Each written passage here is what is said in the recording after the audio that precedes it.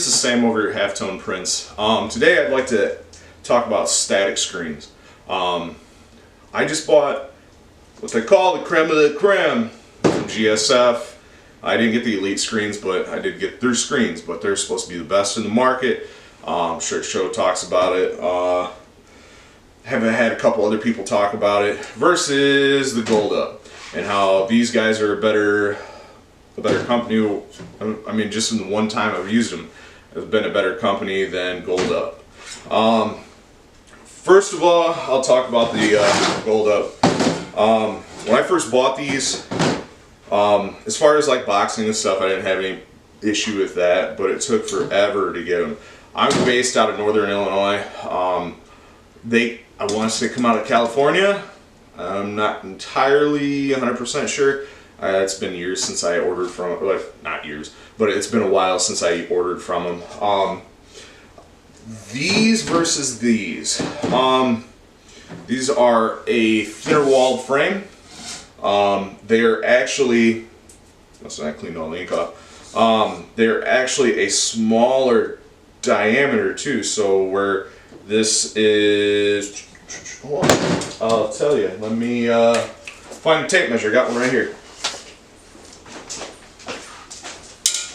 Where these are a 1 3/8,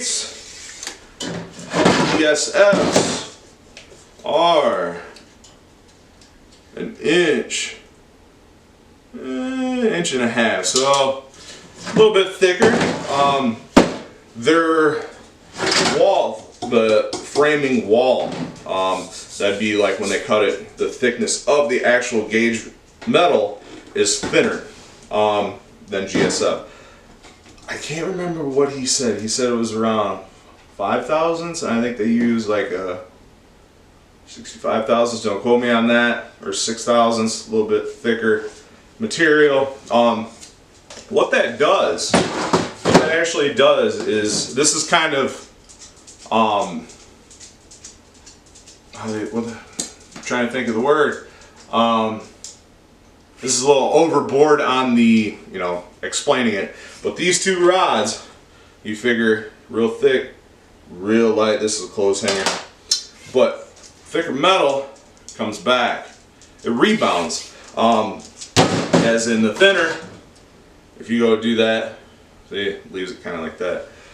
And why I'm explaining this is when I was there, he showed me a Gold Up frame that they stretched, and they didn't have any mesh or anything in it, but it was actually bowed in there. What that does is when you go to re-stretch your mesh, they have to bend that back or it breaks, one or the other.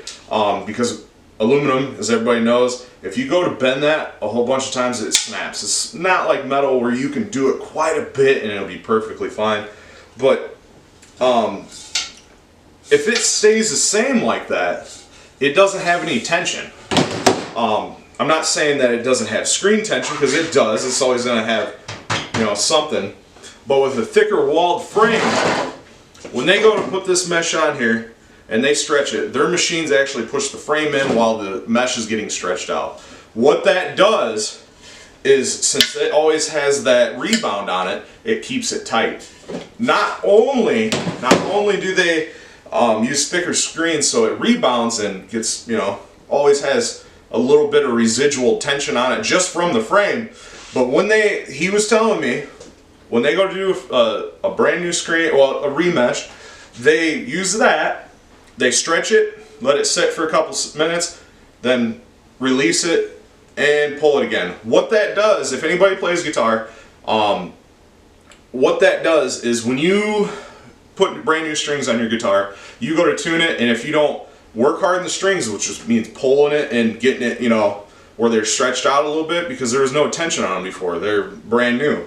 When you go to play that guitar, it's out of tune within like maybe 3 or 4 minutes. So when you go to put brand new guitar strings on, you tighten them up, get your tuning down, and you pull on them. Just, you ain't gotta get crazy, but you pull on them, then retune your guitar. Normally after that, it stays in tune a little bit longer, and it'll keep doing that. You'll have to keep retuning it.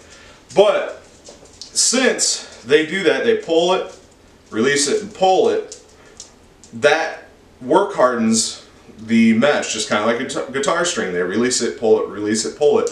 Then also, it's got residual rebound from the frame, pulling it out. They have, this is the, just the regular run-of-the-mill screen. They had a little bit of a mix-up and they caulked the inside. They have an Elite screen that has a blocker that goes all the way around it. So you could essentially kick out palette tape if you have a smaller run where you ain't got a whole bunch of ink in there and, you know, whatever. But, and they have a caulking that goes all the way around it. Well, when you go to use like, oh god damn it, I'm trying to think, I'm having a brain fart. When you go to clean all the ink out of it, that chemical can creep inside there and eat away at the bonding agent for your screen. He said that since that's there, they have like a 20% longer life, which is nice. Gold up is what you get. Ain't nothing special about it. It's, I don't know,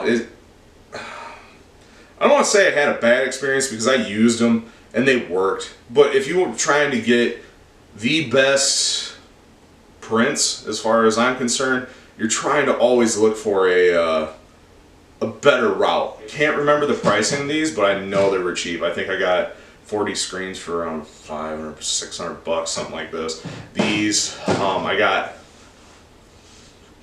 39. I don't know why I didn't get 40. That's fucking stupid of me.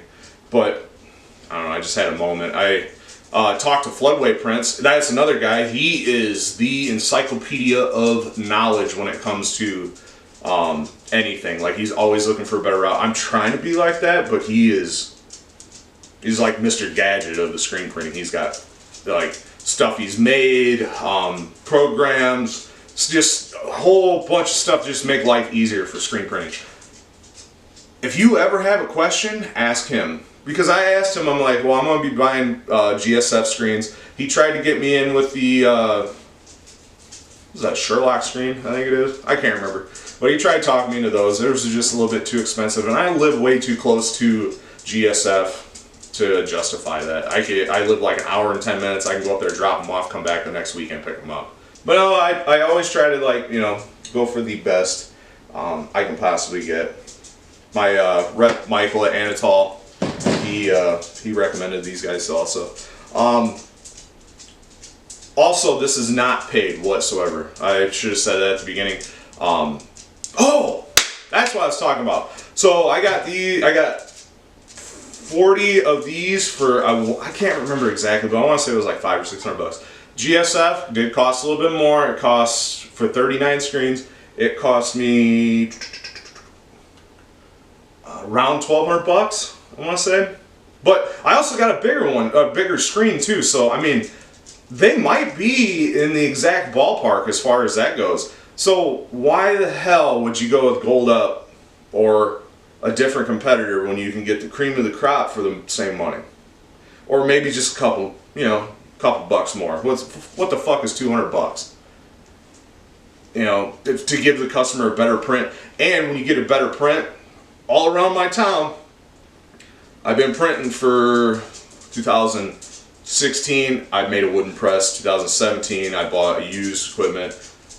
Then 2 years after that, I got all the Anatol stuff. Around town, if you can print good, you can name your price. I promise you that. If you got a nice, flawless print, like we got a couple other screen printers around here, I don't want to badmouth them or anything, but really sandpapery, really fibrillation.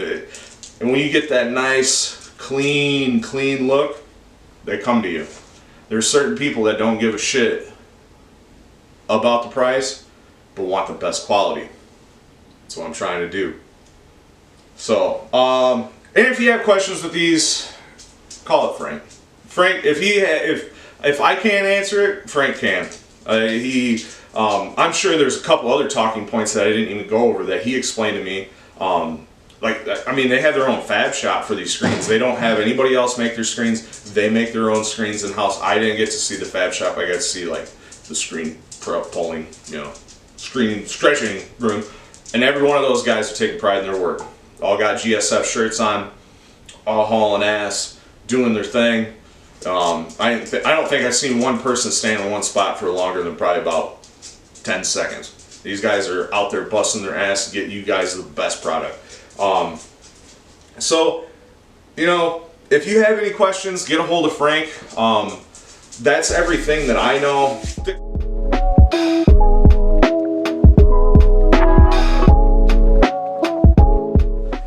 Done. God damn it, I forgot what I was talking about.